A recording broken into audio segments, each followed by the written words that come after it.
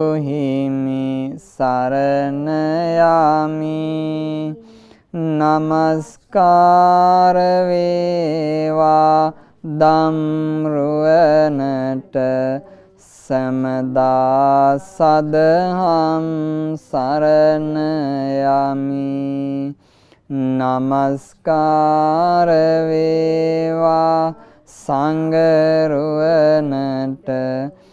සමදා මහා සංඝ සරණ යමි නමස්කාර වේවා තුනුරුවනට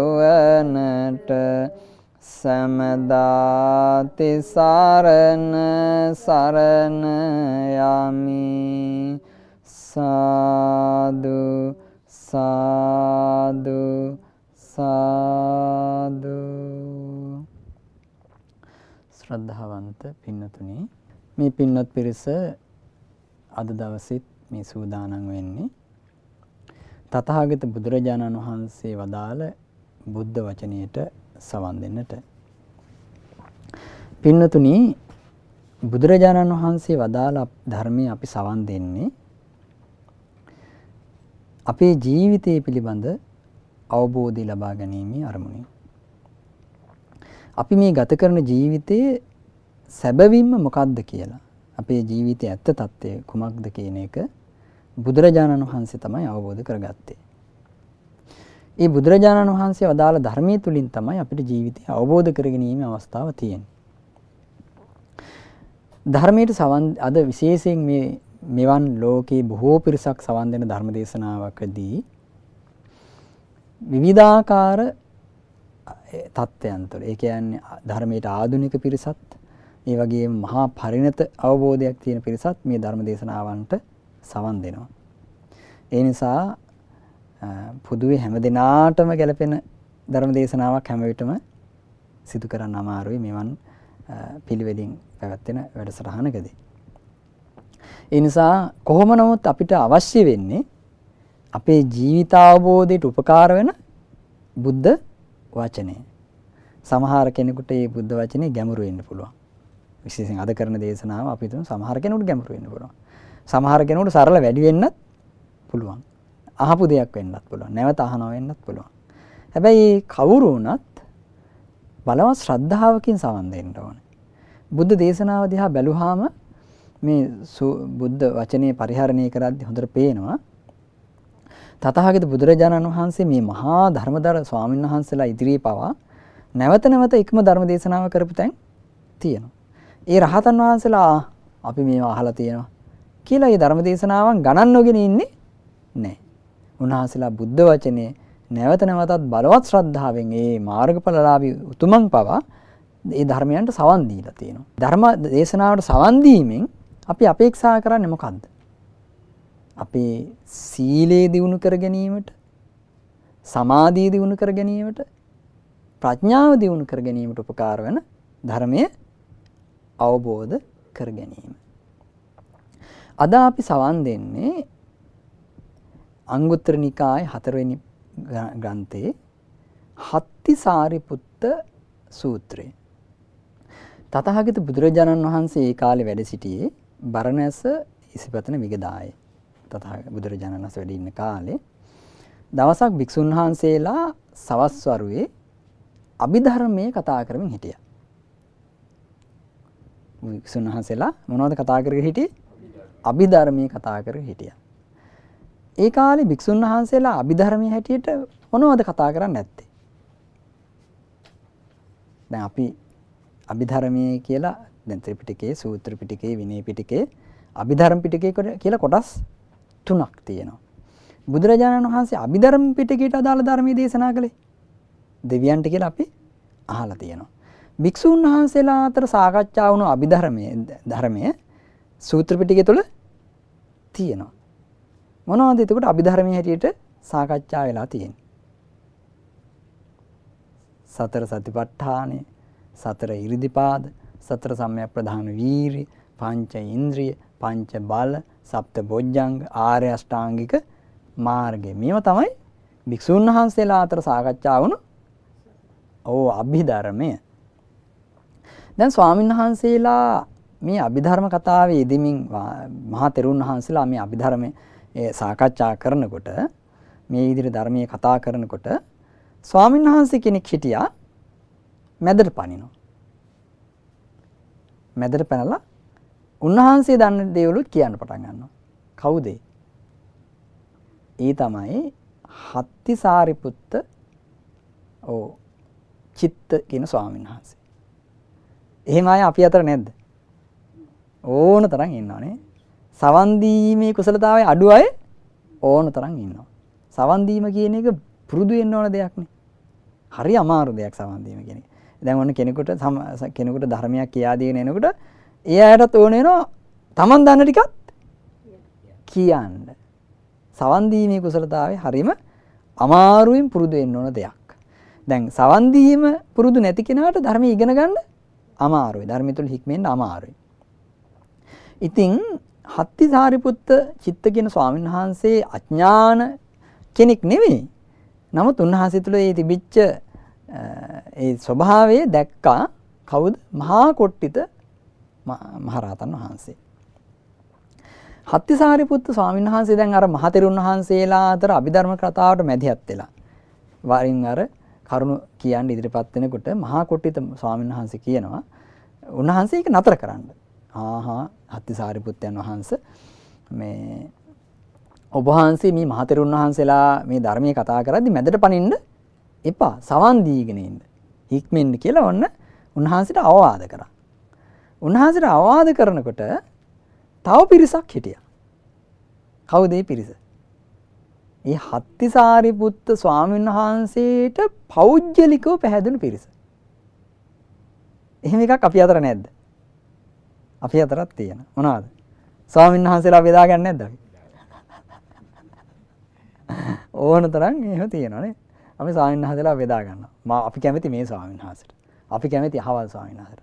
අපි යන්නේ අහවල් පන්සලට. නේද? ඕන තරම් බෙදා ගන්නවා. පුජ්‍යලෝ බෙදා ගන්නවා නේ. ශ්‍රාවක ශ්‍රාවිකාව බෙදා ගන්නවා අපි. බෙදාගෙන දැන් සමහර විට මෙන්න මෙහෙම ඉක්කුත් වෙනවා මේ බෙදා ගැනීම තුළ.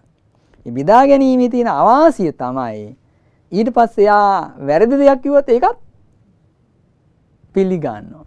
අනුමත කරනවා. සමහරට මෙන්න මෙහෙම එකකුත් වෙනවා. මේක නොකල යුතුම දෙයක්. මොකද්ද? පුද්ගලයන්ට පැහැදීම. පුද්ගලයන් කෙරෙහි ස්වාමීන් වහන්සේලා වෙන්න පුළුවන්, උපාසික උපාසිකාව වෙන්න පුළුවන් නේද? භික්ෂු භික්ෂුණී උපාසික උපාසිකාව ඕනම කෙනෙක් වෙන්න පුළුවන්. පෞද්ගලික පැහැදීමක් ඇති කර ගැනීම බලවත් හානියක්. ඒ හානිය වෙන්නේ මෙන්න මෙහෙම. ඔන්න එක යාළුවෙක් ඉන්නවා එක ස්වාමීන් වහන්සේ කෙනෙකුට බැඳිලා. තව යාළුවෙක් ඉන්නවා තව ස්වාමීන් වහන්සේ කෙනෙකුට බැඳිලා. දැන් ඔන්න එක ස්වාමීන් වහන්සේ කෙනෙක් නිවැරදිව හොඳට ධර්මයේ කියලා දෙනවා, නිවැරදිව කතා කරනවා. එතකොට දැන් ඔන්න අර යාළුවා ඒ තමන් නිවැරදිව ධර්මයේ කියනවා මෙන්න මෙහෙමයි කියලා ඒ ස්වාමීන් වහන්සේ කෙරේ බැඳිලා බොහොම ගුණ කියනවා. අනිත් යාළුවාට පුංචි පරදින්නක මැති හැඟීමක් එනවා. මොකද වෙන්නේ? අනිත් යාළුවා තුළ ඇති වෙනවා තමනුත් පරදින්න. ඒ තමනුත් යම්කිසි ස්වාමීන් වහන්සේ කෙනෙකුට පැහැදිලා තියෙනවා. සමහරට ඒ ස්වාමීන් වහන්සේ වැරදි දේකුත් කියනවා. එහෙම ඒවා අපිට අහන්න ලැබෙන්නේ නැද ඕන තරම්? ඕන තරම් අහන්න ලැබෙනවා. දැන් අර පුජ්‍යලිකව බැඳිලා තිබුණායින් පස්සේ තමන්ට සමහරට තේරෙනවා මේ මං පැහැදිලා ඉන්න ස්වාමීන් වහන්සේ කියන්නේ වැරදි දෙයක් කියලා තේරෙනවා. තේරුණාට යාළුවාට පරදින්න කැමති නැහැ. අල්ලපු ගෙදර කෙනාට පරදින්න කැමති නැහැ.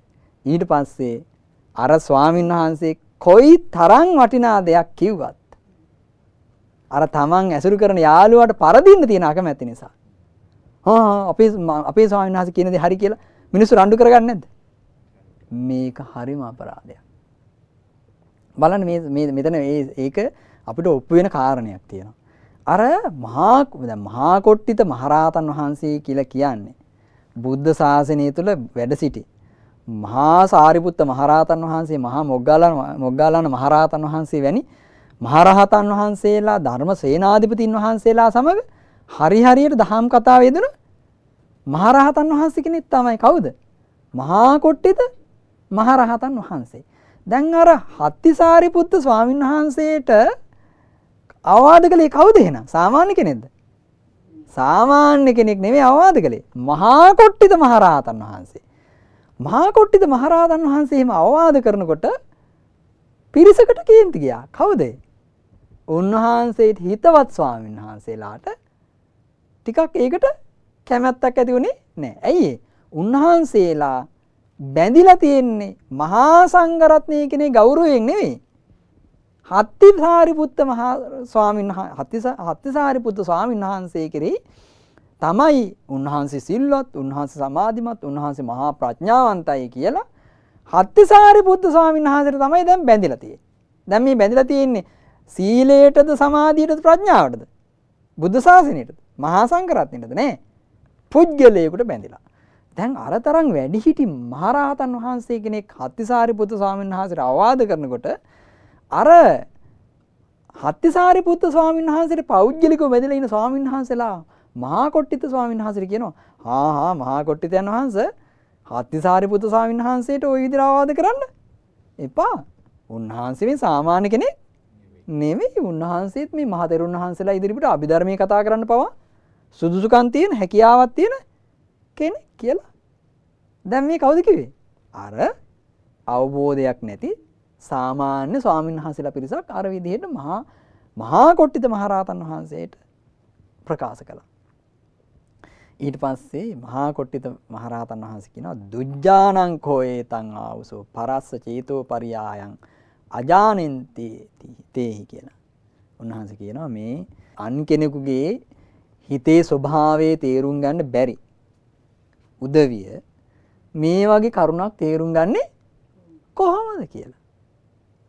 තව කෙනෙකුගේ මානසික ස්වභාවයේ තේරුම් ගැනීමට තරම් අවබෝධයක් දියුණුවක් නැති පිරිසක් මේ තරම් ওই විදිහේ දෙයක් තේරුම් ගන්නේ කොහොමද කියලා අහනවා.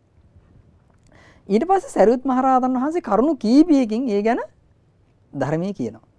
උන්වහන්සේ දේශනා කරනවා යම් පුජ්‍යලයක් ඉන්නවා කියනවා. යම් පුජ්‍යලයක් ඉන්නවා.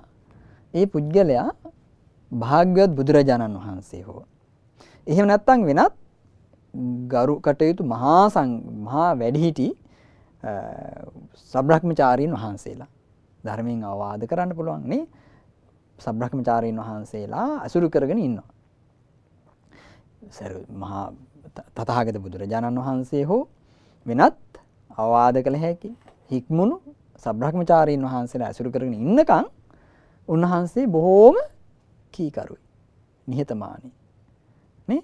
නිහතමානී, ගුණගරුකයි, දක්ෂයි, කුසලතාවලින් යුක්තයි. දැන් මොන වගේ තත්ත්වයක් තුළද? කල්යාණ මිත්‍රයෝ බුදුරජාණන් වහන්සේ හෝ වැඩිහිටි කල්යාණ මිත්‍රයන් වහන්සේලා අසුරු කරනකම් එයා ගුණධර්ම වලින් යුක්ත ගුණධර්ම වලින් ආරක්ෂා වෙලා ඉන්නවා. පසු කාලයක එයා මොකද වෙන්නේ? එයා මේ කල්යාණ මිත්‍රයන්ගෙන් ඈත් වෙලා තථාගත බුදුරජාණන් වහන්සේගෙන් ධර්මයෙන් කල්යාණ මිත්‍රයන්ගෙන් ඈත් වෙලා දැන් එයා සෑහීමකටපත් වෙලා මම හික්මුණු කෙනෙක් කියලා හිතාගෙන එයා අනිත් භික්ෂු භික්ෂුණී උපාසක උපාසිකාවන් රාජවරු ඇමතිවරු ඒ වගේම සේනාව වෙනත් අන්‍ය ආගමික තාපසුරු ජනතාව ඇසුරු කර ඒ අයත් එක්ක සාමාන්‍ය කටයුතු දෙමින් සාමාන්‍ය පින්කම් කර නේ බණ භාවනාවට ඕනවට වඩා කියන්නේ බණ භාවනාවට ලැබි වෙන්නේ නැතුව සාමාන්‍ය පින්කම් කර ඊට පස්සේ අනිත් අයගේ අවශ්‍යතාව හොයා බල ගත කරන්න පටන් ගන්නවා. මේ විසිරුණු හිතින් වාසය කරනවා. ඒ කියන්නේ ඒ ස්වාමීන් වහන්සේ දැන් කමඨහං සිහි කියන්නේ සතර සතිපට්ඨානයේදී වාසය කරන්නේ නැහැ. සාමාන්‍ය හිතකින් භාවනාව නිතර භාවනාව පුරුදු නොකළ භාවනා ආරමුණකින් වාසය නොකරමින් නේද? කායානුපස්සනාවෙන්, වේදනානුපස්සනාවෙන්, චිත්තානුපස්සනාවෙන්, ධම්මානුපස්සනාවෙන් වාසය නොකරමින් සාමාන්‍ය හිතකින් ඔය සාමාන්‍ය අවශ්‍යතාව කුදුමහත් අවශ්‍යතාව ඕනෝන්ගේ සූදුක් ਵਿਚාරය කරගෙන සාමාන්‍ය කටයුතු කරනවා. කාලයක් යද්දි මොකද වෙන්නේ? දැන් එයා සිහිය දියුණු කරනවද නැද්ද? සිහිය දියුණු කරන්නේ නැහැ. දැන් කාලයක් බුදුරජාණන් වහන්සේ ඇසුරු කළා. මේ කල්යාණ මිත්‍රයන් වහන්සේලා ඇසුරු කර ඒ අවවාදවලට අනුව හික්මිලා හිටියා. දැන් කාලයක් ඒ වයින් ඈත් වෙලා සාමාන්‍ය ජනතාව ඇසුරු කර සාමාන්‍ය කටයුතු වල ඉඳලා සාමාන්‍ය පින්කම් කර ඉන්නවා. හරි කියලා හිතාගෙන. මොකද එන්නේ ටික කාලයක් යනකොට බලවත් සිහිය දියුණු නොකරමින් හිත පාලනය නොකර වාසය කරන නිසා මොකද වෙන්නේ? සිහිය දුර්වල වෙලා මෙයාගේ හිත රාගයට යට වෙනවා. මහා කොට්ටිත ස්වාමීන් වහන්සේ දේශනා කරනවා මොකද වෙන්නේ? මෙයා රාගයට යටවීම නිසා මෙයාට සිද්ධ වෙන උපසම්පදාවත් ප්‍රතික්ෂේප කරලා හීන බවට පත් වෙන්න සිද්ධ වෙනවා කියනවා. ඒක කිහිපෙයිද කාටත් පොදුයි. දැන් අපි මේ ධර්මයේ පුරුදු කිරීම කියන එක ටික කාලයක් ධර්මයේ ඉගෙනගෙන පුරුදු කරලා දැන් හරි කියලා අතහැරලා දාන එකක් නෙමෙයි. දැන් ඔයගොල්ලෝ දන්නවා රහත් වෙනකම් බුදුරජාණන් වහන්සේ දේශනා කරන්නේ දැන් සාරිපුත්ත මහරහතන් වහන්සේ මහා කොට්ටිත ස්වාමීන් වහන්සේත් එක්කම සාකච්ඡා කරන ගම එක දේශනාවක කියනවනේ රහත් වෙනකම්ම මොකද කරන්න තියෙන්නේ? පංච උපාදානස්කන්ධය අනිත්‍ය වශයෙන් මෙනෙහි කරන්න වෙනවා කියන. රහත් වුණාට පස්සෙත් ඒත් පංච උපාදානස්කන්ධය අනිත්‍ය වශයෙන් දුක් වශයෙන් සිහි කරන්න වෙනවා. රහත් වුණාට පස්සෙත් සිහි කළ යුතුයි කියන. ඒ රහත් වුණාට පස්සෙත් කළ යුත්තේ පංච උපාදානස්කන්ධය අනිත්‍ය වශයෙන් සිහි කිරීමමයි කියලා දේශනා කරනවා. ඉතින් ඒක නිසා මේ ධර්මයේ අතහැරලා වාසය කරලා කෙනෙකුට හිත ආරක්ෂා කරගන්න කියලා ඒසි දෙයක් නෙමෙයි. මහා කොට්ටිත ස්වාමීන් වහන්සේ ඒකට ලස්සන උදාහරණයක් කියනවා. ඔන්න මේ කුඹුරු වලට පැනලා හේන් වලට පැනලා හේන් වල තියෙන දේවල් කුඹුරු වල තියෙන දේවල් කන ගොනෙක් ඉන්නවා. මොකද කරන්නේ? මිනිස්සු ඒ ගොනාව අල්ලලා හොඳ ලන්නු දාලා ගැට ගහනවා. නේ? හොඳ ලන්නු දාලා ගැට ගහලා ඔන්න හිතනවා ආයෙනම් මේ ගොනා කුඹුරු වලට පැනලා හේන් වලට පැනලා භෝග කන එකක් කවදාකවත් සිද්ධ වෙන්නේ නැහැ. ඔව් ආයෙනම් එහෙම අවස්ථාවක් නැහැ. ආයෙ ගොනාට කවදාකවත් ඒ දේ සිද්ධ වෙන්නේ නැහැ කියලා. නමුත් එහෙම හිතන්න පුළුවන්ද? සහතික වෙන්න පුළුවන්ද? නෑ. සමහරට ඒ ගොනාම ඒක කඩාගෙන යන්නත් ඉඩ තියෙනවා. වෙන යම් හේතුවකින් හරි ගැට ලිහිලා නේ? එක්ක සමහරට වෙනත් සත්තු ඇවිල්ලා කන්නත් පුළුවන් ලනු නේද? මොන යම් හේතුවකින් හරි මේ සතා ලිහිල් වෙලා සතා ගිහිල්ලා සතාගේ ගැට තදට තියෙනකන් ලනුව හයියට තියෙනකන් විතරයි ඒක ඒ සහතිකේ තියෙන්නේ. සතා යම් වෙලාවක ලිහිලා ගියාද ඊට පස්සේ ආයෙත් භෝග වලට පායිනවා. ආන්නේ වගේ කියනවා යම්කිසි භික්ෂුන් වහන්සේ කෙනෙක් බුදුරජාණන් වහන්සේ ඇසුරු කරගෙන ධර්මයේ නිතර නිතර සිහි කරමින් කල්යාණ මිත්‍රයෝ ඇසුරු කරගෙන ඉන්නකම් එයාගේ කීකරුකම නිහතමානීකම සීල සමාධි ප්‍රඥාවන්ගේ දියුණුව පවතිනවා කියනවා. යම් කාලයක බුදුරජාණන් වහන්සේ ඇසුරු කිරීම අත්හැරෙනවද? එහෙම නැත්නම් කල්යාණ මිත්‍රයන්ගෙන් ඈත් වෙනවද? ඊට පස්සේ වෙනත් සාමාන්‍ය භික්ෂු භික්ෂුණී උපාසක උපාසිකාවන් රජවරු එමෙතිවරු සාමාන්‍ය ජනතාව ඇසුරු කරගෙන සාමාන්‍ය කටයුතු වල නීලි ධර්මයේ සිහි නොකර සාමාන්‍ය හිතකින් හිත පාලනය කිරීමෙන් තොරව වාසය කරොත් වැඩි කල යාට ඒ தත්ත්වේ පවත්වා ගන්න ලැබෙන්නේ නැහැ කියලා මේ අර උදාහරණ සහිතව මහා කොට්ටිත ස්වාමීන් වහන්සේ අර හරකගේ උපමාවෙන් ඕගෙන හර දක්වනවා.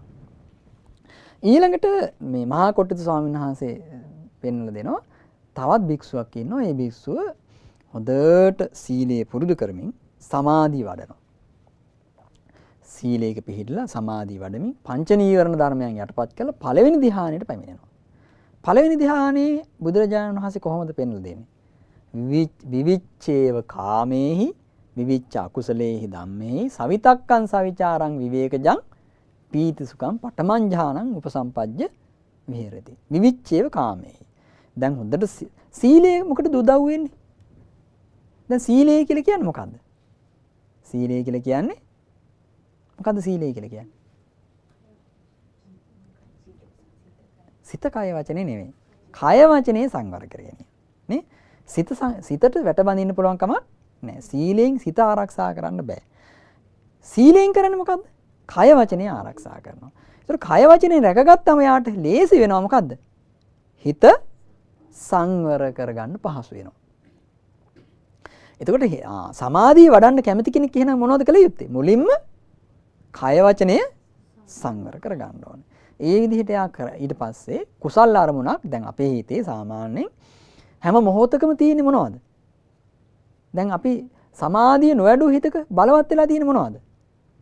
කාමයන්. නේ? මොනවද බලවත් වෙලා තියෙන්නේ? පංච නීවරණ. අපේ හිත හැම වෙලාවෙම කුසල් අකුසල් හොඳ නරක විතර්ක වලින් පිරීලා තියෙනවා. දැන් අපි සමාධිය වඩනවා කියලා කියන්නේ මොකද්ද? කුසල් අරමුණක් තෝරගෙන කුසල විතරකයක් බහුල කරනවා. අර සාමාන්‍ය දැන් හිතේ හැම වෙලාවෙම හොඳ හෝ නරක සිතිවිලි කැකෑරිනේ තියෙන්නේ. අපි මොකද කරන්නේ? කුසල් අරමුණක් එක්ක ආනාපාන සති වෙන්න පුළුවන්, අසුභේ වෙන්න පුළුවන්, ධාතු මනසිකාර වෙන්න පුළුවන්, බුද්ධානුස්සති, ධම්මානුස්සති මොනවා හෝ කුසල අරමුණක් හිත තුළ ඒ අරමුණ බහුල කරනවා. අනිත් අකුසල අරමුණු යටපත් කරනවා. ඉතින් දැන් මේ විදිහට ඔන්න මෙයා හිත හොඳට බලවත් හිත එකඟ කරමින් කාමයන්ගෙන් හිත නිදහස් කර ගන්නවා. විවිච්ඡේව කාමේ. විවිච්ඡ අකුසලේහි ධම්මේ. අකුසල ධර්මයන්ගෙන් හිත නිදහස් කර ගන්නවා. සවිතක්කං සවිචාරං. හිතේ විතර්ක ਵਿਚාර තියෙනවා. මොනවද? අර කාම විතර්ක, අකුසල විතර්ක නෙවෙයි. ඒවා දැන් දමණය වෙලා කුසල විතර්කයක් හිත තුළ බලවත් වෙලා තියෙනවා. සවිතක්කං සවිචාරං. විවේකජං. දැන් යාගේ හිත විවේකයටපත් වෙලා. විවේකී කියලා කියන්නේ අර නීවරණ ධර්මත් එක්ක කාමච්ඡන්ද ව්‍යාපාද තීන මිද්ද උද්ධච්ච කුකුච්ච විචිකිච්ඡා කියන නීවරණයන් සහිත හිතක තියෙන වෙහෙසකර බව යාගේ හිතේ දැන් නැහැ. යාගේ හිත බලවත් සංසිඳිලා. ඒ කියන්නේ විවේකයට නීවරණ ධර්මයන්ගෙන් නිදහස් වීම නිසා හටගත්ත විවේකයටපත් වෙලා. විවේකජං. විවේකයේ තියෙනවා. විවේකජං පීත සුඛං. විවේකයෙන් හටගත් ප්‍රීතියෙන් හා සැපයෙන් යුක්ත පළවෙනි ධ්‍යානයට පැමිණ වාසය කරනවා. දැන් ඔන්න පළවෙනි ධ්‍යානයේ පුරුදු කරපු ස්වාමීන් වහන්සේ කෙනෙක් කල්පනා කරනවා දැන් මං ඉතින් පළවෙනි ධ්‍යානයටපත් වෙලා ඉන්නේ. දැන් මං බය වෙන්න දෙයක් නෑ. මං ලොකු දෙයක් කරගත්තා කියලා හිතාගෙන ඊට පස්සේ ආයි වීරිය කරන්නේ උත්සාහ කරන්නේ නැතුව මේ ස්වාමීන් වහන්සේ මොකද කරන්නේ? ඔය මේ අනිත් සාමාන්‍ය ස්වාමීන් වහන්සේලාත් එක්ක භික්ෂු භික්ෂුණීන් උපාසක උපාසිකාවන් රජවරු ඇමතිවරු වෙනත් අයගේ කටයුතු බල බල ඒ ඇත්ත එක්ක සාමාන්‍ය කටයුතු පින්කම් කර කර නිකන් ආය ධානයේ දැන් මේ භාවනා කරා කියමු කෙනෙක්. එයා නැවත නැවත මේ භාවනාව ධානය පුරුදු කරන්න ඕනේ. උදේ හවා ධානය පුරුදු නොකර ධානසිත පවත්වන්න පුළුවන් කමක් නැහැ. පිරිහිලා යනවා. මොකද හිත දැන් බලන්න බුදුරජාණන් වහන්සේ දේශනා කරන අවිජ්ජාගතෝ යම් පුරුෂ පුද්ගලෝ පුඤ්ඤංචේ සංකාරං අபிසංකරෝති පුඤ්ඤූපකං හෝති විඤ්ඤාණ. අවිද්‍යාසහගත පුජ්‍යලා පින් කරන්න ගත්තොත් හිත පිනටමයි නේ බර වෙන්නේ. අවිද්‍යාසහගත පුජ්‍යලා පව් කරන්න ගත්තොත් හිත පවටමයි බර වෙන්නේ. දැන් බලන්න පව් කරන්න හිත පුරුදුචි කෙනා පවටමයි. අවිජ්ජාගතෝ යම් පුරුෂ පුද්ගලෝ ආනෙන්ජංචේ සංකාරං අபிසංකරෝති ආනෙන්ජූපකං හෝති විඤ්ඤාණ. එයා ධානය වඩන්න ගත්තොත් මොකද වෙන්නේ? ධානයට හිත ඇලෙනවා. එහෙනම් ධානයේ කියන දේ මේ එක වතාවක් වරලා දැන් හරි කියලා හිතුවට හරියන්නේ නෑ. ධානයේ නිතර නිතර පුරුදු කළ යුතු දෙයක්. දැන් මේ විදිහට එයා ධානයේ බහුල නොකර එයා සාමාන්‍ය විදිහට හිත පාලනය කරන්න උත්සාහ නොකර සාමාන්‍ය කටයුතු කර කර ඉඳද්දි මොකද වෙන්නේ? හිත පාලනයක් නෑ. ඒ නිසා එයාගේ හිත රාගයෙන් යට වෙනවා. රාගයට යට වෙලා එයා මොකද කරන්නේ? එයාට අර කුසල් හිතට තියෙන කැමැත්ත රාගයට යටවීම නිසා නැති වෙලා ගිහලා යා සමහරට උපසම්පදාවත් ප්‍රතික්ෂේප කළා සමහරට ගිහි වෙන්නත් ඉඩ තියෙනවා. නැවත යාට ධර්මයට හිත නැඹුරු කරගන්න අමාරු වෙන්න ඉඩ තියෙනවා. ඉතින් සරියුත් මහා කොට්ටිත ස්වාමීන් වහන්සේකට ලස්සන උපමාවක් කියනවා. දැන් හතරමං හන්දියක් තියෙනවා. මේ හතරමං හන්දියට මහා වර්ෂාවක් ඇවිල්ලා ඒ හතරමං හන්දියත් ඒ හතරමං හන්දියාවට තියෙන දූවිලි සියල්ලම නැති කරලා දානවා. දූවිල්ලෙන් පිරිසිදු කියන්නේ දූවිලි නැති කරලා හොඳ පිරිසිදු වාතාශ්‍රයක් භූමියක් ඇති කරනවා අර හතරමං හන්දිය තුළ මහා වැස්සක් ඇවිල්ලා.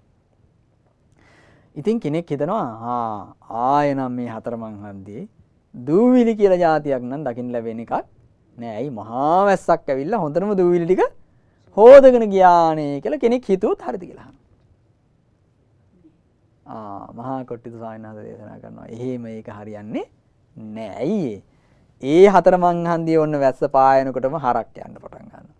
අස්සෝ යන්න පටන් ගන්නවා. බල්ලු පූසෝ යන්න පටන් ගන්නවා. වෙනස් සත්තු යනවා. මිනිස්සු හෙට මෙහෙට යනවා. ඊට පස්සේ අවුවෙන් හුලඟෙන් මේක වේලෙනවා.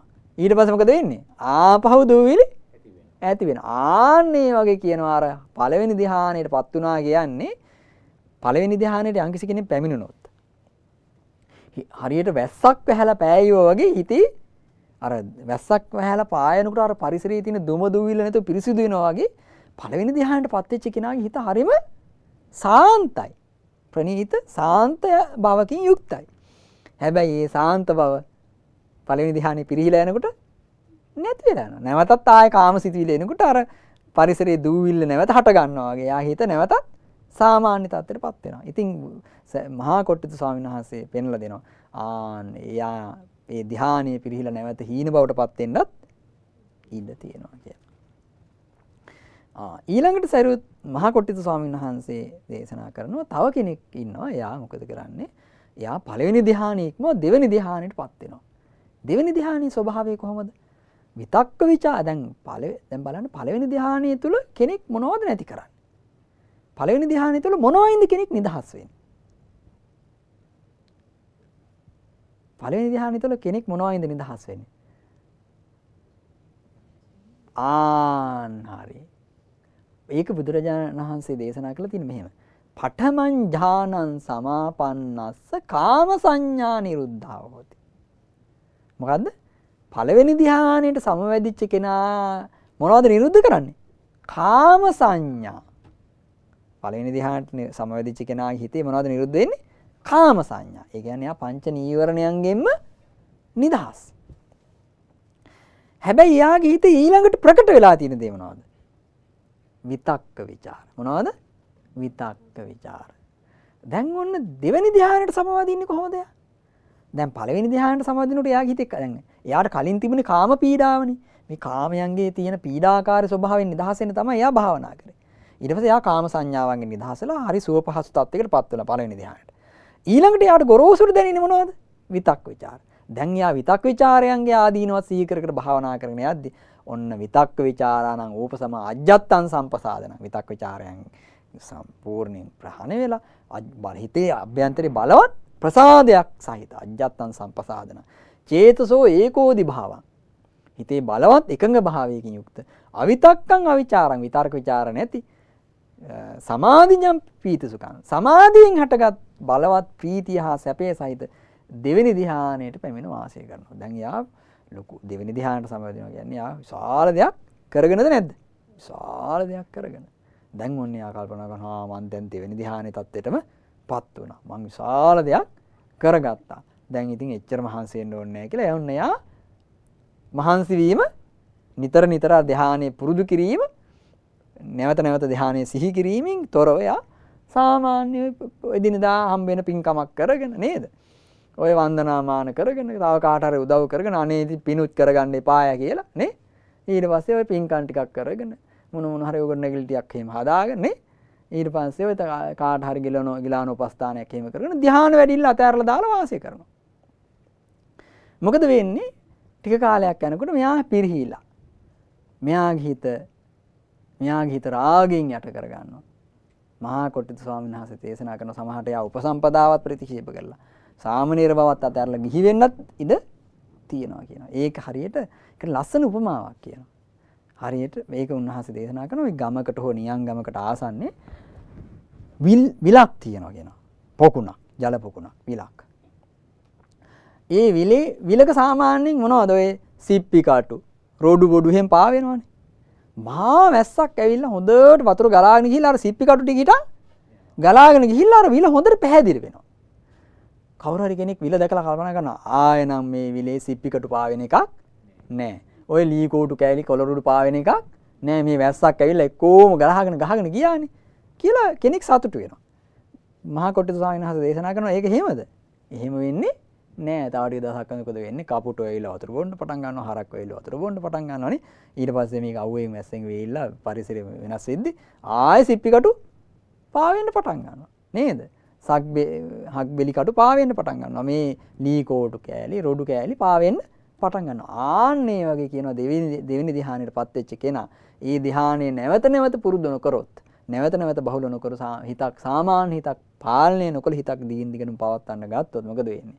එයාගේ ධ්‍යානයේ පිරිහිලා යා හිත සාමාන්‍ය හිතක් පවත්වන නිසා යාගේ හිත රාගයට යට වෙලා යා පිරිහිලා විනාශ වෙලා යන්න ඉඩ තියෙනවා. ඊළඟට මහා කොට්ටිත ස්වාමීන් වහන්සේ පෙන්ලා දෙනවා. දැන් මේ දේශනාව මොකක් නිසාද මේ කතාව ඇති වුනේ?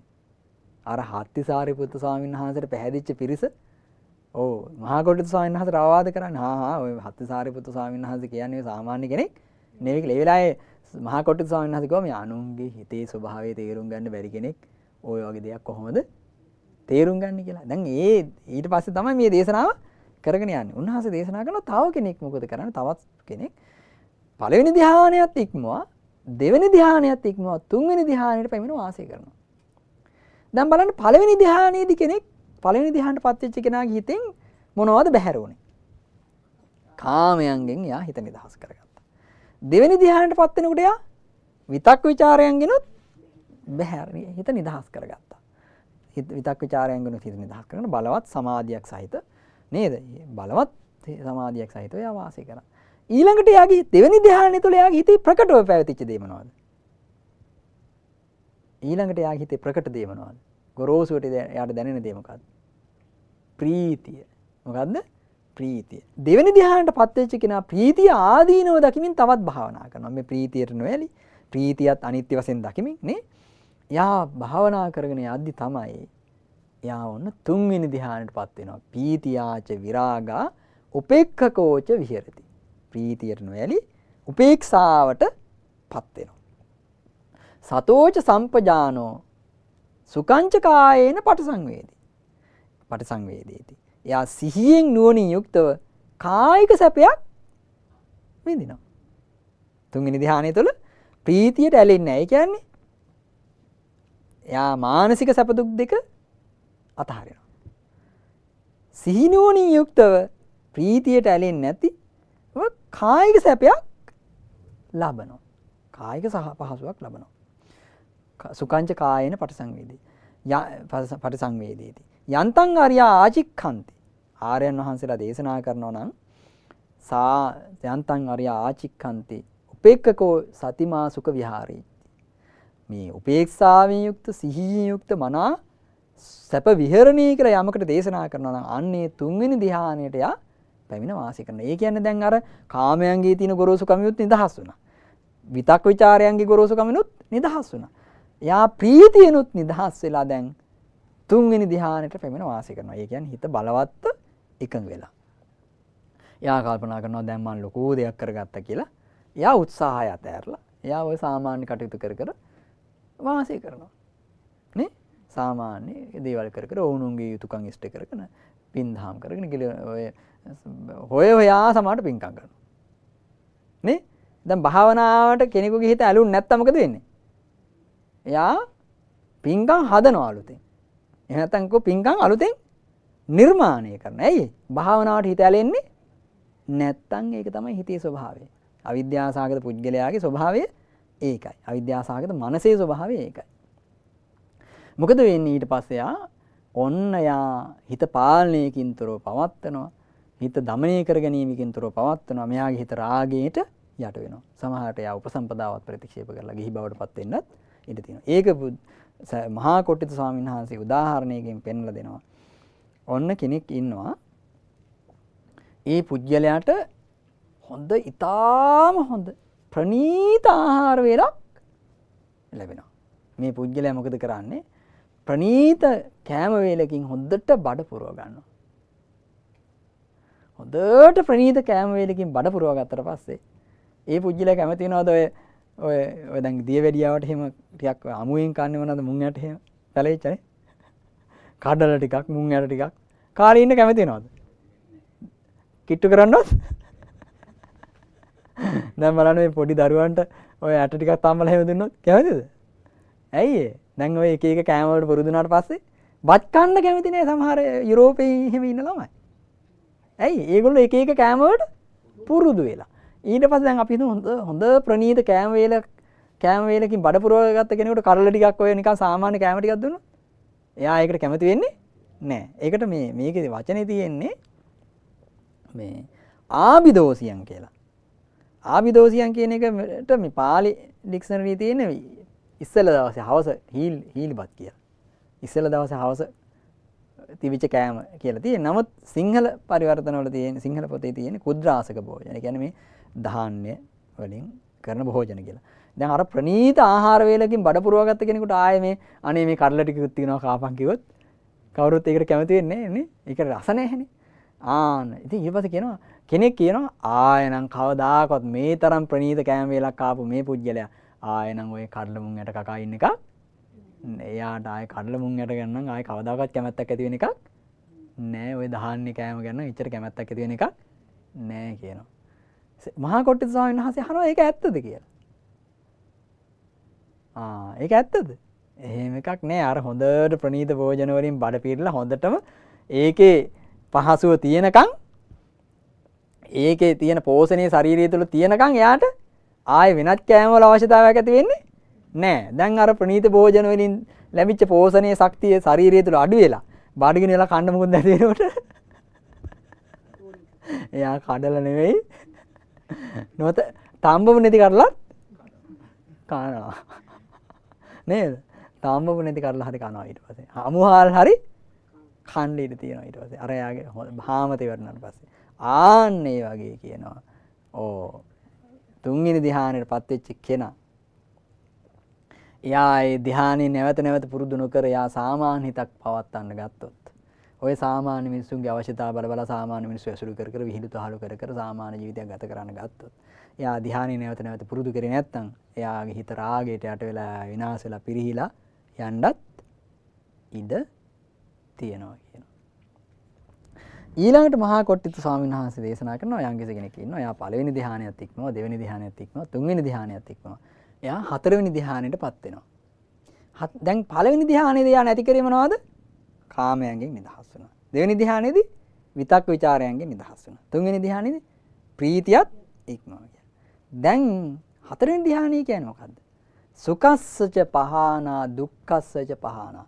දැන් යා හතරවෙනි ධ්‍යානෙ තුළ තුන්වෙනි ධ්‍යානෙදී මානසික සැප දුක් යා අතහැරියා. ප්‍රීතියෙන් නිදහස් වුණා. නමුත් එයා කායික සැපයක් වින්දා. හතරවෙනි ධ්‍යානෙටපත් වෙනකොට යා දැන් කියන්නේ මේ සුඛස්සච පහානා දුක්ඛස්සච පහානා. සැප දුක් දෙකෙන්ම නිදහස් වෙනවා. පුබ්බේව සෝමනස්ස දෝමනස්සානං අත්ථංගම. මානසික සැප දුක් දෙක කලින්ම අතහැරියා. ප්‍රීතියෙන් නිදහස් වුණානේ නේ. මානසික සැප දුක් දෙකෙන් කලින්ම නිදහස් වුණා. පුබ්බේව සෝමනස්ස දෝමනස්සානං අත්ථංගම. නේ සුඛස්සච පහානා දුක්ඛස්සච පහානා පුබ්බේව සෝමනස්ස දෝමනස්සානං අත්ථංගම. අදුක්ඛම සුඛං. සැප දුක් නැහැ. හතරවෙනි ධ්‍යානෙ තුල සැප දුක් නැහැ. අදුක්ඛම සුඛං. උපේක්ඛා සති පාරිසුද්ධි. ඊටාම පාරිසුද්ධ මේ උපේක්ෂාවෙන් යුතු හතරවෙනි ධ්‍යානයට යා පැමිණ වාසය කරනවා. පිරිසුදු උපේක්ෂාව කියන්නේ හතරවෙනි ධ්‍යානය. ඔන්න දැන් හතරවෙනි ධ්‍යානය දැන් බලන්න හතරවෙනි ධ්‍යානය තුළ බුදුරජාණන් වහන්සේ හතරවෙනි ධ්‍යානෙ උපමා කරන්නේ මොකටද? උණු කරපු යකඩයක් වගේ කියලා. දැන් අපේ සාමාන්‍ය හිතක් මොකක් වගේද? මලකට කාපු යකඩ වගේ. දැන් අපිට තරහ ගියාම තරහ පාලනය කරගන්න බෑ. ආසාවල් ආවම ආසාව පාලනය කරගන්න බෑනේ. හතරවෙනි ධ්‍යානයටපත් වෙච්ච හිත උණු කරපු යකඩයක් වගේ. ඒ තරම්ම නම්‍යශීලී මෘදුයි පිරිසුදුම උපේක්ෂාව. කිසිම ඇලීමක් ගැටීමක් නැති පිරිසුදු හිතක් යා තුළ ඇති වෙලා හතරවෙනි ධ්‍යානෙ තුළ. දැන් ඔන්න යා හතරවෙනි ධ්‍යානයටපත් වෙලා යා හිතනවා දැන් හරි මම ලොකු දෙයක් කරගත්තා. ඊට පස්සේ ආයෙ මට මහන්සි වෙන දෙයක් නෑ කියලා යා උත්සාහ රහිතව මේ භික්ෂු භික්ෂුණී උපාසක උපාසිකාවන්ගේ අවශ්‍යතා, රජවරුන්ගේ ඇමතිවරුන්ගේ සේනාවන්ගේ අවශ්‍යතා, මිනිසුන්ගේ අවශ්‍යතා, ඥාතීන්ගේ අවශ්‍යතා හොයා බල එයා සාමාන්‍ය ඔය පිනක් දහමක් කරගෙන සාමාන්‍ය ජීවිතයක් ගත කරනවා. උත්සාහ රහිතව හිත පාලනය කරන්නේ නැතුව භාවනා අරමුණු නැවත නැවත සිහි කරන්නේ නැතුව සාමාන්‍ය හිතක් පවත්වාගෙන ඉන්නකොට මොකද වෙන්නේ? එයාගේ හිත එන්න කාලයත් එක්ක පිරිහිලා රාගයට යට වෙනවා. එයා පිරිහිලා සාමාන්‍ය තත්ත්වෙට එයා උපසම්පදාව පවා යාට අතහැරලා ගිහි ජීවිතේට පවා යන්න සමහරට ඉඩ තියෙනවා. ඒ තරම්ම පරිහානියකට වෙන්න පුළුවන් කියනවා. මහා කොට්ටිත ස්වාමීන් වහන්සේ මේ නැවත නැවත භාවනාව මේ සීල සමාධි ප්‍රඥාවන් නැවත නැවත දියුණු කරමින් භාවනා නොකිරීම නිසා. සරියුත් මහා කොට්ටිත ස්වාමීන් වහන්සේ මේකට උපමාවක් කියනවා. හරියට මේ කඳු බෑවුම් වලින් වටවෙච්ච පොකුණක් තියෙනවා. කඳු බෑවුම් වලින් වටවෙච්ච පොකුණක් කෙනෙකුට දකින්න ලැබෙනවා. ඒ මොහොතේ ඒ කඳු බෑවුම් වලින් වටවෙච්ච පොකුණ එයා දකින්න වෙලාවේ හුළඟ නැහැ. ඒ නිසා මේ පොකුණේ දිය රැලි නැහැ. දිය රැලි නැහැ. හරිම නිශ්චලයි. එයා කල්පනා කරනවා මේ පොකුණේ නම් කවදාකවත් දිය රැල්ලක් නම් දකින්න හම්බ වෙන එකක් නෑ කියලා. ඇයි ඒ? එයා මේ පොකුණ දකින්න වෙලාවේ දිය රැලි නෑ. හුළඟ නැති නිසා.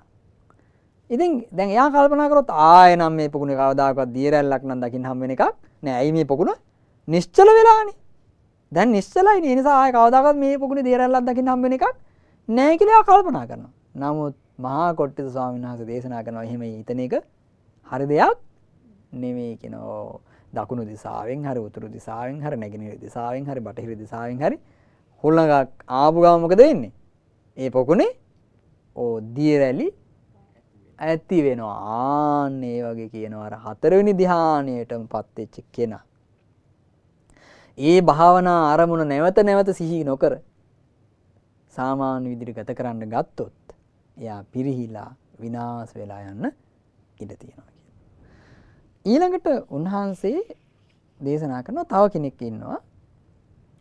එයා අනිමිත්ත චේතෝ විමුක්තිය පුරුදු කරනවා. ඒ කියන්නේ මේ රාග දේශ මොහ අරමුණු නැති චිත්ත සමාධියක් එයා පුරුදු කරනවා.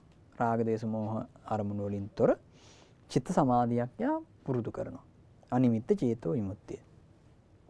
ඉතින් අනිමිත්ත චේතෝ විමුක්තිය පුරුදු කළා මං ලොකු දෙයක් කරගත්තා කියලා හිතාගෙන එයා උත්සාහ රහිතව සාමාන්‍ය මේ පිරිසක් ඇසුරු කරන සාමාන්‍ය කටයුතු කරගෙන ඉන්නකොට එයා කාලයත් එක්ක මොකද වෙන්නේ? පිරිහිලා යනවා. ඒක හරියට උන්වහන්සේ උපමා කරනවා. දැන් ඔන්න රජ කෙනෙක් සේනාව පිරිවරාගෙන බෙරග ගහ වීණාව නාද කර කර නේද? එයා පෙරහැරෙන් යනවා වනයක් කරා. වනයක් කරා යන අතරතුර එයා වනේ නවාතන් ගන්නවා. දැන් අර මහා සේනාවක් වනේ නවාතන් ගත්තට පස්සේ පෙරහැරෙන් ගිහිල්ලා ඒ වනේ දැන් නිස්සද්ද පරිසරයක්ද තියෙන්නේ? නෑ, මහා කෝලහලයක්. ඇත්තු අස්සයෝ කෑ ගහනවා, මිනිස්සු කෑ ගහනවා, නලා පිමිනව බෙර ගහනවා. දැන් එහෙම පරිසරයක රැහැයියෝ කෑ ගහයිද? නෑ. රැහැයියෝ කෑ ගහන්නේ මහා මූසල පාළු පරිසරේ. දැන් බලන්න කැලෑවක දවල් කාලෙත් රැහැයියෝ කෑ ගහනවා අඩුයි. කැලේක ඉන්නකොට හවස් වෙන්න ඔන්න හවස කළුවර වැටිගෙන ඉන්නකොට මේ රැහැයියෝ කෑ ගහනවා කන ළඟ වගේ. කන ළඟත් කෑ ගහනවා ඈතත් කෑ ගහනවා. රැහැයියන්ගේ හඬෙන්ම පිරෙනවා. දැන් අර මහා පිරිසක් ගෝසා කරන තැනක රැහැයියෝ කෑ ගහන්නේ නැහැ. දැන් ඔන්න රජ කෙනෙක් ගිහිල්ලා අර කැලේ නවාතන් ගත්තට පස්සේ රැහැයියන්ගේ හඬ සම්පූර්ණ නැතිලා ගියානේ. කෙනෙක් කල්පනා කරනවා ආයෙනම් මේ කැලේ රැහැයියන්ගේ හඬක් අහන්නවත් හම්බ වෙන එකක් නෑ කියලා එයා කෙනෙක් කල්පනා කරනවා. ඒක හරිද කියලා? ඒක එහෙම හරියන සිදුවීමක් නෙවෙයි. ඒ හරියන සිතුවිල්ලක් නෙවෙයි. මොකද ඒ රජ්ජුරුයි පිරිසයි ඒ කැලෙන් ගියාට පස්සේ ගිය ගමන් මොකද වෙන්නේ? ආපහු කැලේ පාළුවට ලක් වෙනකොට රැහැයියෝ ආපහු කෑ ගහන්න පටන් ගන්නවා ඒ කැලේ. රැහැයියන්ගේ හඬින් ඒ කැලේ නිදහස් වෙන්නේ. ආන්නේ වගේ කියනවා. අර අනිමිත්ත චේතෝ විමුක්තිය බහුල කරපු පුරුදු කරපු කෙනා ඒ චේතෝ විමුක්තිය නැවත නැවත පුරුදු නොකර සිහිනෝන දියුණු නොකර හිත පාලනය නොකර කුසල් දියුණු නොකර වාසය කරොත් එයා කාලයත් එක්ක පිරිහිලා විනාශ වෙලා එයාගේ හිත රාගයට යට වෙලා ගිහි බවට පත් වෙන්න ඉඩ තියෙනවා කියලා මහා කොට්ටිත ස්වාමීන් වහන්සේ දේශනා කළා. ඉතින් මේ දේශනාව කරලා ටික දවසක් ගත වුණා. ටික දවසක් ගත වුණාට පස්සේ මොකද වුනේ? ඇත්තටම අර කිව්වත් වගේ මොකද වුනේ?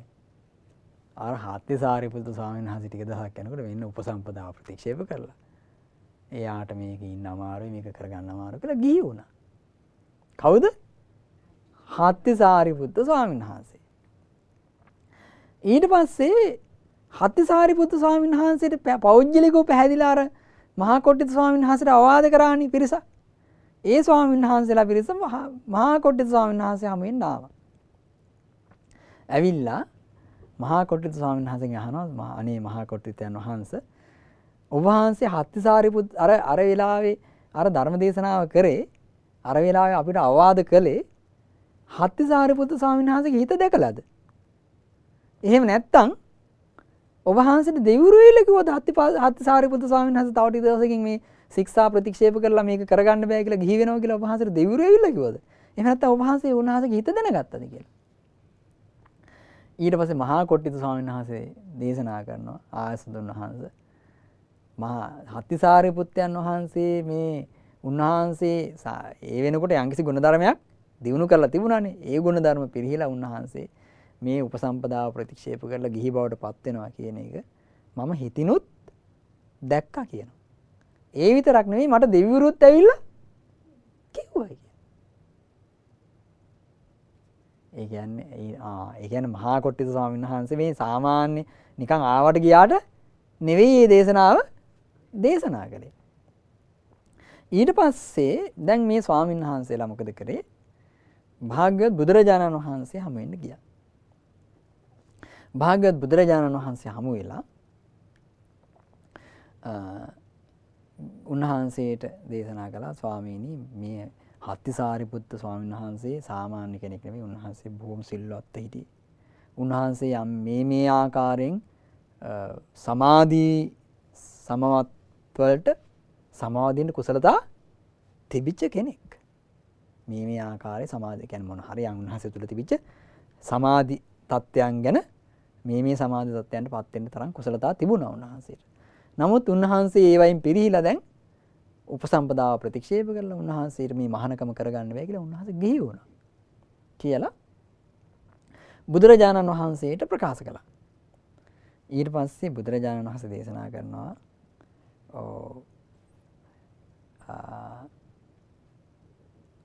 පින්වත් මහණෙනි එයා වැඩි කාලයක් ඔය ජීවිතය ගත කරන්නේ නැහැ කියනවා.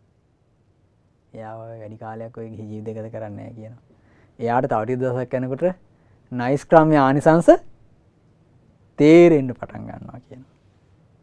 දැන් මේ ධර්මයේ පුරුදු කිරීමේ වටිනාකම ඒකයි.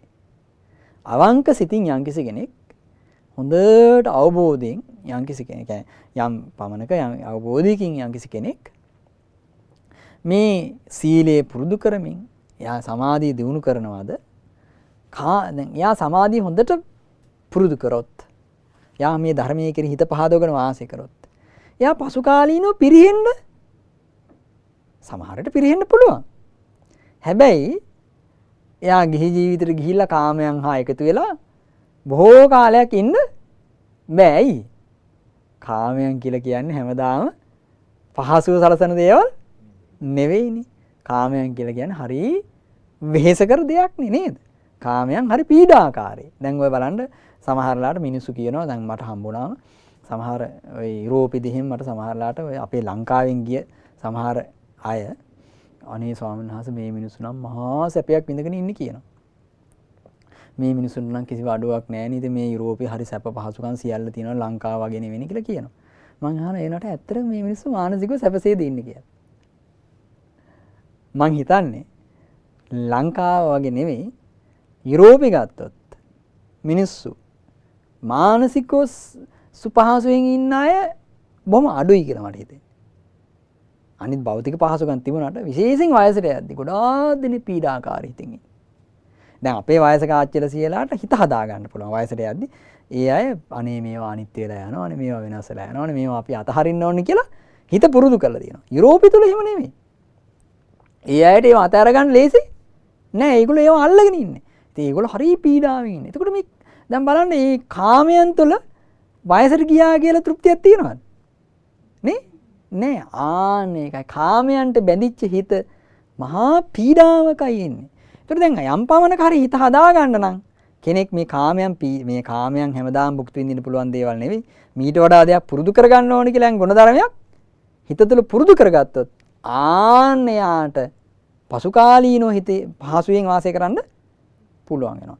දැන් බුදුරජාණන් වහන්සේ පෙන්වලා දුන්නා ඔය හත්තිසාරිපුත්ත වැඩි දවසක් ඉන්නේ නැහැ. මොකද එයා මේ කාමයන්ගෙන් වෙන්වීමේ සුවය දන්න කෙනෙක්නේ. නේද? දැන් බලන්න කාමයන් දැන් එයා මුලින්ම ධ්‍යාන වැඩුවා නම් ධ්‍යාන වැඩිවේ මොකක් නිසාද? කාමයන්ගේ පීඩාව දන්න නිසානේ. නේ? කාමයන්ගේ පීඩාකාරී බව දැනගෙන ධ්‍යාන වඩපු කෙනෙක්. කාමයන්ගේ නිදහසලා සුවය ලැබපු කෙනෙක්. ආයෙත් කාමයන්ට එකතු වුණාට වැඩි කාලයක් එයාට කාමයන් තුල සතුට වෙන්න පුළුවන් කමක් නෑ. ඇයි? ඒකේ ආදීනවයක් තියෙනවා. ආදීනව බහුලයි. දැන් බලන්න මිනිසෙක් එක මාසයක් නිවාඩු ගන්න මාස 11ක් නේද? දුක් විඳිනවනේ. මාස 11ක් දුක් විඳලා එක මාසයක් නිවාඩු ගන්න කියලා සමහරට එතනත් පොඩ්ඩ එහා මෙහාච්ච එකම සමහරට නෝනාගේ පුංචි වැරද්දක්. සමහරට මහත්තයාගේ පුංචි වැරද්දක්. සමහරට දරුවන්ගේ පුංචි වැරද්දක්. මෙයා නිසා මට මේ නිවාඩු මාසෙවත් සැනසෙල්ල ඉන්න නැහැ කියලා. සමහරට ඒ මාසෙත් විඳින්නේ සපත දුකද? ඒක තමයි කාමයන්ගේ පීඩාව කියන්නේ. අනේ මේ නිදහසේ ඉන්න මාසයක් ඉන්න කියලා හොඳට කමරලා මහන්සියලා හම්බ කරලා ඔන්න ගියා. දැන් එයා දුක් විඳින්නේ නෝනා නිසාද? මහත්ය නිසාද? දරුවෝ නිසාද? අනිත් අය නිසාද? නෑ, කාමයන් නිසා. තමන්ගේ නේද? කාමයන් නිසා මිස වෙන දෙයක් නිසා නෙවෙයි. බුදුරජාණන් වහන්සේ දේශනා කර ඔය චිත්තහත් සාරිපුත්තයන් වැඩි කාලයක් ගිහි ජීවිතේ ඉන්නේ නෑ. එයාට ඔය කාමයන්ගේ ආදීනව තේරෙනවා. එයා නැවත පැවිදි වෙනවා. පැවිදි වෙනවා විතරක් නෙවෙයි. එයා සීල සමාධි ප්‍රඥාවන් සම්පූර්ණ කරලා අරහත්ත්වයට පවා පාත් වෙනවා කියලා. ඒ වගේම මොකද උනේ? ටික දවසක් ගියා චිත්තහත් සාරිපුත්ත ස්වාමීන් වහන්සේ ආපහු ගිහි ජීවිතය අතහැරලා ආවා. කෙස් රැවුල් බාලා පැවිදි වුණා. ඒ වෙනකොට එයා ලොකු අත්දැකීමක් උන්වහන්සේ ලොකු අත්දැකීමක් සහිතව හිටියේ. උන්වහන්සේ ආයෙ ප්‍රමාද වෙන්න කැමති වුණේ නෑ. උන්වහන්සේ දැනගත්තා මට කලින් වතාවේ වැරදුනේ මොන හේතු නිසාද කියලා. උන්වහන්සේ ඊට පස්සේ මොකද වුනේ? පිරිසෙන් වෙන් වුණා. පැවිදි වෙලා හොඳට ධර්මයේ සිහි කළා. පිරිසෙන් වෙන් වුණා. වීරිය කළා. මේ අප්‍රමාදී වුණා. වීරියෙන් සීලයේ සමාධියේ ප්‍රඥාව දියුණු කරලා මේ භ්‍රමචාරී ජීවිතේ සම්පූර්ණ කරගත්තා. යම්කිසි කෙනෙක් යම් අර්ථයක් සඳහා පැවිදි වෙනවා. ඒ අර්ථය උන්වහන්සේ ඉෂ්ට කරගත්තා. උන්වහන්සේ සියලු ආශ්‍රයන් ක්ෂය කළා. සියලු කෙලෙසුන්ගෙන් නිදහස් වුණා. අරහත්ත්වයට පත් වුණා. කීනා ජාති නැවත ඉපදීමක් නෑ. වුසිතම් භ්‍රමචාරියම් භ්‍රමචාරී වාසයේ නිම කළා. කතං කරණීයං යමෙක් නිවන සඳහා යමක් කළ යුතු දේ සියල්ල කළා. නාපරං ඉත්තත්ථායාති පජානාති කියලා. උන්වහන්සේ නැවත නිවන සඳහා දුකෙන් නිදහස් වීම සඳහා මට කළ යුතු දෙයක් නෑ කියලා උන්වහන්සේ සම්පූර්ණින් පරිපූර්ණ අවබෝධය පරිපූර්ණ වශයෙන් චතුරාර්ය සත්‍ය අවබෝධ කරලා සියලු දුකෙන් නිදහස් වුණා. හොඳයි. ඉතින් දැන් මේ දේශනාව තුළ අපිට ගත යුතු බොහෝ දේවල් තියෙනවද නැද්ද? බොහෝ දේවල් තියෙනවා. එකක් තමයි මම දැකලා තියෙනවා දැන් අර මම මුලින් කිව්වා වගේ අපේ මේ බොහෝ සදහැවතුන් ධර්මයටද පහදින්නේ පුජ්‍යලයන්ටද පහදින්නේ? පුජ්‍යලයන්ට පහදින්නේ. දැන් බලන්න අර ස්වාමීන් වහන්සේලා පිරිසට මහා කොට්ටිත මහ ස්වාමීන් වහන්සේයි චිත්තහත්ති සාරිපුත්ත ස්වාමීන් වහන්සේ අතර තියෙන වෙනස තේරුම් ගන්න තරම් කුසලතාවයක් තිබුණාද? තිබුණේ නෑ. ඇයි? උන්වහන්සේලා මේ බාහිර යම්කිසි හිතවත්කමකටයි පැහැදුනේ. මම දැකලා තියෙනවා මේ ගොඩාක් මිනිස්සු ස්වාමීන් වහන්සේලාට පහදින්නේ උන්වහන්සේලාගේ සීලයේ තේරුම් අරගෙන නෙවෙයි. උන්වහන්සේලාගේ සමාධියේ ප්‍රඥාව, උන්වහන්සේලාගේ කුසලතාව, උන්වහන්සේලාගේ දියුණුවක් තේරුම් අරගෙන නෙවෙයි. ගොඩාක් මිනිස්සු ස්වාමීන් වහන්සේලාට පහදින්නේ මොකටද? හොඳට කතා කරන නිසා. ඒගොල්ලන්ට පෞද්ගලිකව හිතවත් නිසා. අපිට පෞද්ගලික හිතවත්. අපිට මේ ස්වාමීන් වහන්සේ අපි ගියාම හොඳට කතා කරනවා. අනේ ස්වාමීන් වහන්සේ හරිය හිතවත්. එතකොට ඒගොල්ලෝ පැහැදිලා තියෙන ගුණයකටද? නෑ. නේ? සමහරට ඒගොල්ලෝ බාහිර දෙයකට පහදිනවා. වෙනත් දෙයකට එක්ක කටහඬට පහදිනවා. ධර්මදේශනා තුළ වුණත් එහෙමනේ. ධර්මදේශනාවේ අර්ථයට වඩා වෙනත් දෙයකට පහදින්න පුළුවනි. එතකොට ඒ අය පැහැදිලා තියෙන්නේ නිවැරදි දෙයට නෙවෙයි. ඒ නිසා අපි හැම වෙලාවෙම මතක තියාගන්න ඕන. අපි පහදින්න ඕන බුද්ධ ශාසනයටමයි. අපි හැම විටම පහදින්න ඕන ධර්මයටමයි. ධර්මයට මිස අපි පුජ්‍යලයන්ට පැහැදිලා වැඩක් වෙන්නේ නැහැ. ඒකට ඕනම ස්වාමීන් වහන්සේ කෙනෙක් කියන්නේ ධර්මය නා. අපි පුජ්‍යලයෝ ප්‍රමාණ නොකර මේ මට හිතවත් ස්වාමීන් වහන්සේ මේ මට අහිතවත් ස්වාමීන් වහන්සේ කියලා අපි වෙන් කරන්න අවශ්‍යතාවයක් නැහැ. එහෙනම් අපි සවන් දෙන්න ඕන මොනවටද? ධර්මයට. අපි දැන් ධර්මීය තෝරාගන්නේ කොහොමද එතකොට? මේ කියන්නේ හරි දෙයක්ද මේ කියන්නේ වැරදි දෙයක්ද කියලා? ඒ නිසා තමයි අපි මේ ධර්මයේ නිකන් අහලා විතරක් ඉඳලා හරියන්නේ නෑ. අපි මේ බුද්ධ දේශනා පරිහරණය කරන්න ඕන. අපි බුද්ධ දේශනා පරිහරණය කරද්දී අපි ධර්ම දේශනා අහද්දී අපිට බුද්ධ දේශනා පරිහරණය කරන්න උපකාරයක් වෙනවා. ඇයි? දැන් මේ ධර්ම දේශනා තුලින් අපි යම්පවන අවබෝධයක් ලබා ගනිද්දී අපිට මේ ධර්ම පොතපත කියවලත් අපි අවබෝධය දිනු කරගන්න එක පහසුවක් වෙනවා. හැබැයි අපි බුද්ධ දේශනාව හදාරද්දී අපි අහලා තියෙන දේ වැරදි නා. අපි අහලා තියෙන දේට තැන දෙන්න ඕනේ බුද්ධ දේශනාවටද? බුද්ධ දේශනාවට තැන දෙන්න ඕනේ. නේ? ඒතර බුද්ධ දේශනාව අපි කොහෙන්ද හදාරන්නේ? ධම්මචක්කප්පවත්තන සූත්‍රයේ පටන් අරන් බුදුරජාණන් වහන්සේ වදාළ බුද්ධ වචනේ මනුස්ස ලෝකෙදී යම් තාක් දේශනා කළාද යම් තාක් මාර්ගඵලලාභීන් බිහි වුණාද යම් ධර්මයක් ආන්නේ ධර්මය මේ සූත්‍ර පිටකය තුළ විනය පිටකය තුළ නේ තියෙනවා. අභිධර්ම පිටකේ අපි දන්නවා දෙවියන්ට දේශනා කරේ අභිධර්මයේ බුදුරජාණන් වහන්සේ අභිධර්ම පිටකේ මනුස්ස ලෝකෙදී බුදුරජාණන් වහන්සේ යම්කිසි තැනක දේශනා කළේ නේ. ඒ නිසා අපි මනුස්ස ලෝකයේ තුල මාර්ගඵල ලබන්න අවශ්‍ය ධර්මයේ සූත්‍ර පිටකය තුල තියෙනවා. ඒ සූත්‍ර දේශනා නිතර පරිහරණය කරන්න අපි උත්සාහවත් වෙන්න ඕන. ඒ ධර්මයට සවන් දෙන්න ඒ ධර්මය පුරුදු කරන්න. අපි සිල්වත් වෙන්න ඕන. සීලේ පුරුදු කළ යුත්තේ සිල්වත් නොවන කෙනාට සමාධිය වඩන්න පුළුවන් කමක් නැහැ. එයි. දැන් එයා සීලේ දිනු කරන්නේ නැත්නම් සීලේ දිනු නොකර එයා සමාධිය වඩන්න ගන්න උත්සාහයන් හැම විටම අසාර්ථක වෙනවා. මොකද එයාට හිත සංසුන් කරගන්න අමාරුයි. එයා කාය වචනේ පාලනය කරගන්නේ නැති නිසා. එයා සමාධිය දිනු කළ යුතුයි. ඇයි සමාධිය දිනු නොකළ හිතකට ප්‍රඥාව ඇති කරගන්න පුළුවන් වෙන්නේ නැහැ. මොකද හැම විටම මේ පංච නීවරණයන්ගේ ස්වභාවය මොකද්ද? පංච නීවරණයන් හැම විටම හිත වහලා දානවා. ආහුරනවා. පංචමේ භික්කවේ ආවරණ. මේක ආවරණය කරනවා. නීවරණ වහලා දානවා. නේද? චේතස උපක්ඛලීස හිත අපිරිසුදු කරනවා. පඤ්ඤාය දුබ්බලීකරණය ප්‍රඥාව දුර්වල කරනවා. පංච නීවරණයන් හැම විටම අවිද්‍යාව පෝෂණය කරනවා. චතුරාර්ය සත්‍ය අවබෝධයට බාධා කරනවා. දැන් බලන්න කලබල වෙච්ච හිතකට සාමාන්‍ය දෙයක ඇත්ත තේරුම් ගන්නත් බෑනේ. එහෙනම් යා සමාධිය දියුණු කරන්න ඕනේ. ජීවිතයේ යථාර්ථය අවබෝධ කරගන්න. සමාධිමත් හිතකටයි යථාර්ථය අවබෝධ කරන්න පුළුවන් වෙන්නේ. ඉතින් ඒ නිසා සමාධිය දියුණු කරන්න ඕන. ඒ සමාධිමත් හිතෙන් අපි මොනවද අවබෝධ කළ යුත්තේ? චතුරාර්ය සත්‍ය. දුක නම් වූ ආර්ය සත්‍ය. දුක හට ගැනීම නම් වූ ආර්ය සත්‍ය. දුක නැතිවීම නම් වූ ආර්ය සත්‍ය. දුක නැතිවීමේ ප්‍රතිපදාව නම් වූ ආර්ය සත්‍ය. මේ චතුරාර්ය සත්‍යයි අපි අවබෝධ කළ යුත්තේ. පුරුදු කළ යුත්තේ. ඉතින් ඒ නිසා අපි අද සවන් දුන්න ධර්ම දේශනාවත් මේ පින්නතුන්ට මේ ගෞතම බුද්ධ ශාසනය තුලදීම සීල සමාධි ප්‍රඥා දියුණු කරලා උතුම් චතුරාර්ය සත්‍ය අවබෝධ කරගෙන සසර දුකින් නිදහස් වීම පිණිසම උපකාර වේවා කියලා අපි සාදු කියලා ප්‍රාර්ථනා කරමු. සාදු සාදු සාදු.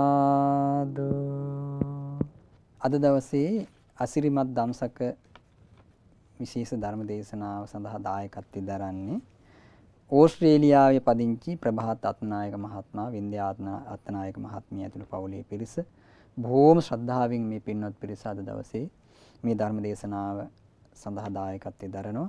මේ උතුම් ධර්ම දාණයෙන් රැස් වූ සියලුම පුණ්‍ය ධර්මයන් අපි මේ ගෞතම බුද්ධ ශාසනය ආරක්ෂා කරන සියලු සම්‍යක් දෘෂ්ටික දෙවියන්ට අනුමෝදන් කරමු. ඒ සියලු සම්‍යක් දෘෂ්ටික දෙවියෝ මේ පින් අනුමෝදන් වේවා. දිව්‍ය ආයුෂයෙන් වර්ණයෙන් සැපයෙන් බලයෙන් ප්‍රඥාවෙන් වැඩෙත්වා. මේ ගෞතම බුද්ධ ශාසනය තුළදී මුතුම් චතුරාර්ය සත්‍ය අවබෝධ කරගෙන සසර දුකින් නිදහස් වෙත්වා කියලා සාදු කියලා සියලු දෙවියන්ට පින් අනුමෝදන් කරමු.